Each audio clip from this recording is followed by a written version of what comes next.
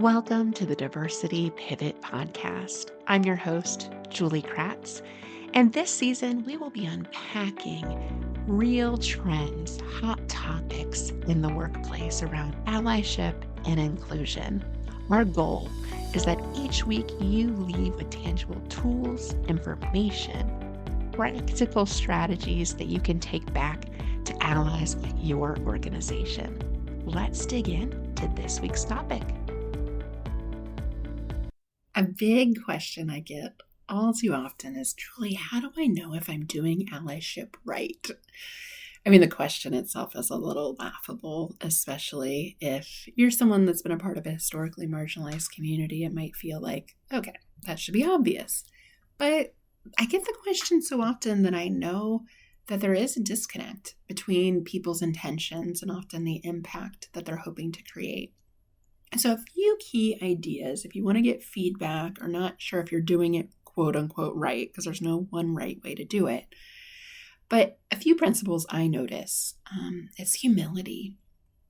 Humility goes a long way in this process, and curiosity.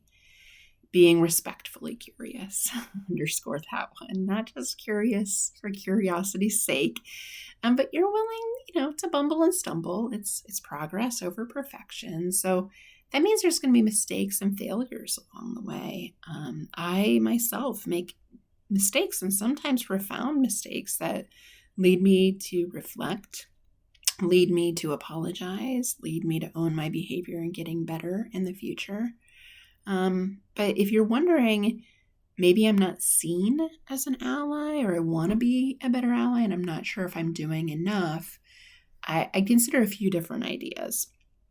Is accept that allyship begins within. So you got to do your own work internally, and that starts with self-awareness. We know that most folks overestimate their awareness of themselves. And certainly when you compare to folks evaluating self-awareness, they don't see them as self-aware as we often do ourselves.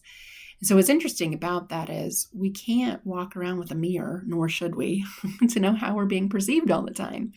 So that's why you have to do some introspective work within.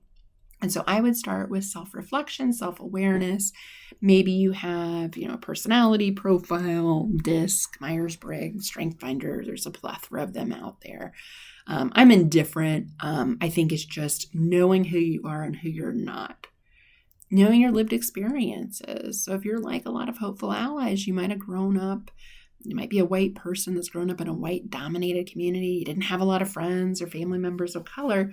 And so that's naturally going to limit your ability to empathize on racial issues. Or if you grow up in a specific political or religious environment, it's also really going to shape your perceptions of inclusion. And that's not a good or bad thing. It's just knowing your starting point, knowing what stereotypes you might have been carrying with you, knowing that our brains are pattern recognition machines. So we have filtered the way we look at the world by way of our lived experience. So great if you have a friend of another racial identity, or several friends of different racial identities or ethnicities, or in the LGBTQ plus community, neurodiversity. There's lots of different windows you can get into other worlds.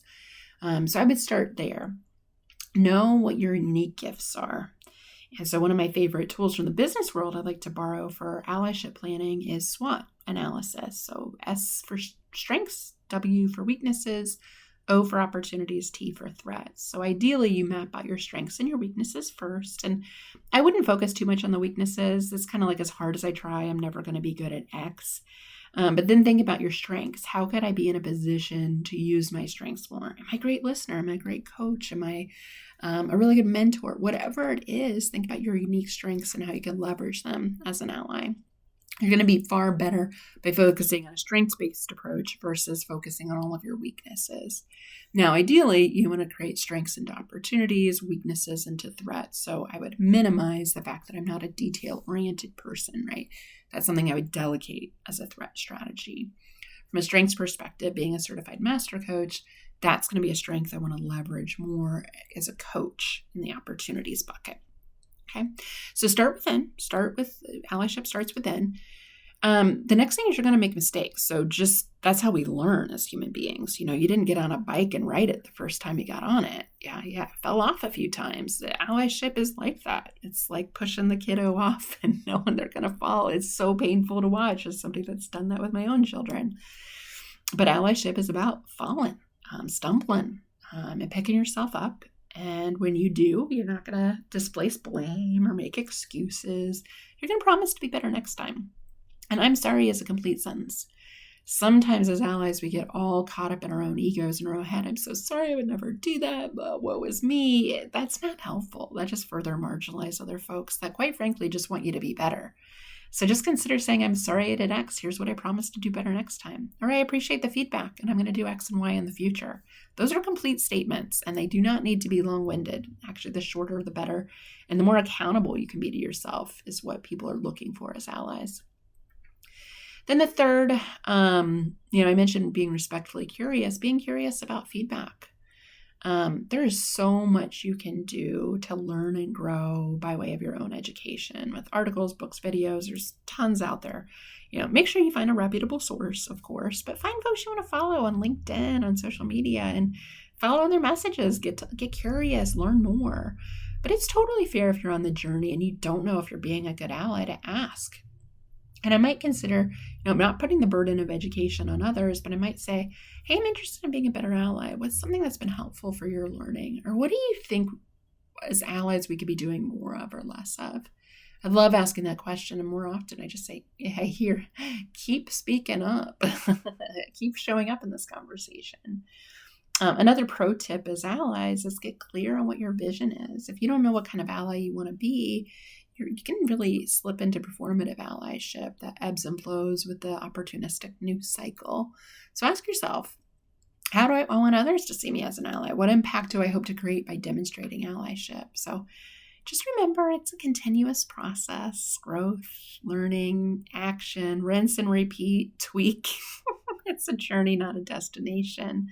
But feedback-fueled strategies, these principles can really help increase your self-awareness, know how you want to show up, and then ask for feedback and own your mistakes and your learning journey. Because as humans, we have to make mistakes. We have to have setbacks to learn and grow, and allyship is no different. Thanks, y'all. We'll be back again next week with another hot topic. Thank you for listening to the Diversity Pivot podcast. My hope is that you walked away with a tangible tool, insight, or information that you can share with other allies on the journey. If you liked this week's episode, please leave us a review. Your feedback means a tremendous amount to us. We'll be back next week with another hot topic.